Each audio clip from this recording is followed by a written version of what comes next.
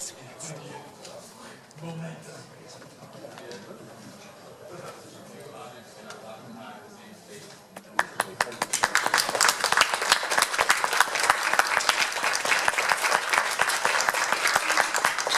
evening. Welcome, ladies and gentlemen, to the Library of Congress, Packard campus. Hi, my name's Larry Smith. I'm a very fortunate guy. Not only do I get to work in this building, I'm a professional film buff, and for years I've been interested in sharing movies I love. So this month I was fortunate enough to be able to pick the movies, so I'm glad you're here tonight. Sit back, relax. We're going to have a wonderful evening. I'd also like to thank you for being the inaugural audience for going through our scanner and safety stuff. This is something that's kind of new for us too, but it's actually been required by the Capitol Police because we're part of the legislative branch. And if you knew the value of the 6 million items on shelf in this building, let alone the personal safety of all the employees and the people who come to see the movies for free, let me remind you, it's not so bad, is it? It's kind of worth it. After we get used to it, I'm sure that everybody will be able to roll with the punches. If you went to a function on Capitol Hill, you'd go through the same kind of security. They're just looking out after us too. Before the feature, there's going to be a couple of shorts. They're intentionally good ones. One of them is a film I saw when I started as a projectionist 20-some years ago called Precious Images. It's literally short clips out of my 500 favorite films. It's about 8 minutes long. It's all set to music. It's amazing. And then you're going to get to see one of the funnest trailers ever made starring Alfred Hitchcock. And I wanted to tell you that one of the reasons I programmed so many films this month, why I picked them, it's all intentional. I wanted to get different audiences to come see different films, different genres, so I could promote. Like tonight, I knew we'd have a big crowd. They'd pick up the flyer, so they'd all come back tomorrow night to see Tootsie, which is a delightful comedy. Then come back Saturday to see an incredibly romantic movie, Random Harvest. Then in a couple of weeks, Animal Crackers, my favorite Marx Brothers movie, which I doubt if anybody here has seen on the big screen. It's hilarious. And we actually had to borrow a print from UCLA. Then we're going to play Double Indemnity, one of Billy Wilder's best films, one of the ultimate film noirs. If you've never seen it on the big screen, come. It'll amaze you. Then Mad About Music, starring Deanna Durbin, a delightful romantic comedy along the lines of like Shirley Temple or a Judy Garland film. You've probably never seen this one too. It's great. In the last week, Baraka in 70mm, a documentary that was shot in 70mm in 40 different countries. It took 5 years to shoot it and assemble it. And as far as I know, it has not played anywhere in the area in more than 10 years, and we are borrowing a 70mm print from the producer himself. Then we're going to play Shall We Dance, because my wife Jenny and I just love Fred Astaire, Ginger Rogers, and this is the one we haven't played, and it's all scored by Gershwin. Then we close out, why did I book all these movies? To get people to come see this last one. Stairway to Heaven, a romantic film from England, where love defeats death. You got to see it to believe it. I hope you can make it. Now, as for Psycho, why this one? I'm not going to tell you any trivia about the film. I'm going to tell you about somebody I knew. Back in Dayton, Ohio, I was the manager of the New Neon Movies, and I was looking for a promotion to help my struggling independent single-screen theater. And I used to write fan letters to movie stars, and I wrote to Janet Leigh, telling her that the AFI had just published their list of 100 films, best films of all time, and she was the only person who was in 3 or more films. She was in Manchurian Candidate, she was in Touch of Evil, and Psycho. And if she would come to town, I would pay her way there, pay her airline, put her up in a hotel, pay for her meals, all that, if she would come. And fortunately, she had just written a couple of books, so she was on a book tour.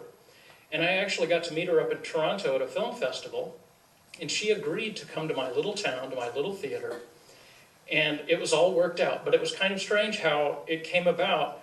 We were so poor at the time that I had to even borrow an employee's car to go pick her up at the airport. And when we got to the airport, she said, "Where's the limousine?" I kind of melted on the spot. I knew this was going to be a tough weekend.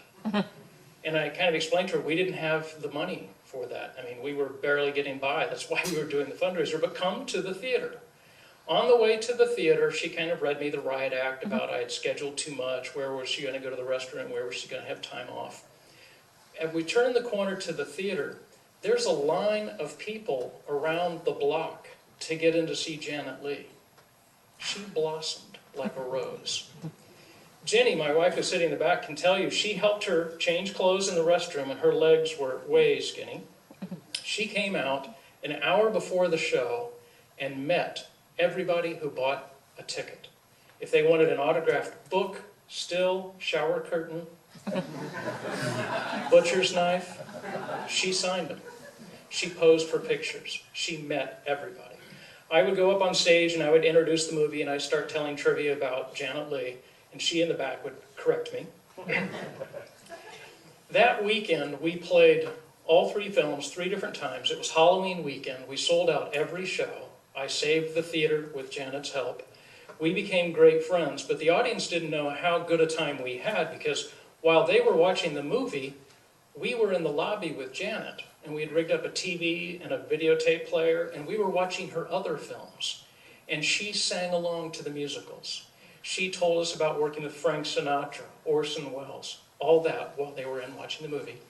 And she fell in love with our mascot. We had a dog that worked at the theater. Her name was Hollywood, an orange and white Brittany Spaniel. And it turns out that Janet Leigh's a big dog person. So she chased my dog around the theater and would kidnap her and take her back to the hotel room.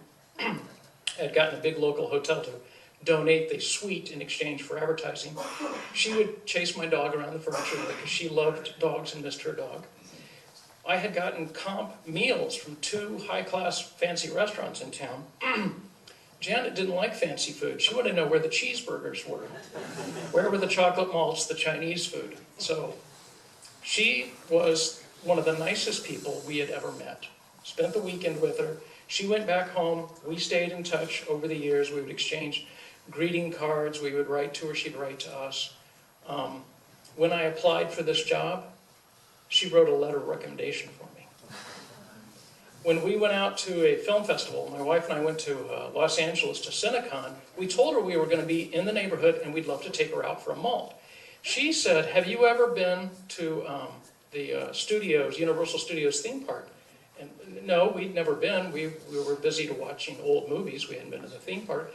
She said, go to the box office, tell them you're my guest. I'll have passes waiting for you. Well, I kind of forgot to mention something about when we had the film festival. We had booked Psycho, but the studio had said, you can't have a 35 millimeter print. You're a small theater in a small town. We're going to send you a 16. When I told Janet Leigh we were going to be playing a 16, she said, no, let me take care of it. My studio contact called me and said, wow, you played a trump card. Don't do that again. I said, what? She called Lou Wasserman, who was the chairman of the board of MCA that owned Universal Studios. So he had flown out first class his print when we played Psycho. So when we went to the amusement park and walked up to the box office and asked for our tickets, the envelope said, courtesy of Lou Wasserman. Now, if you've ever been to an amusement park, you know there are lines usually.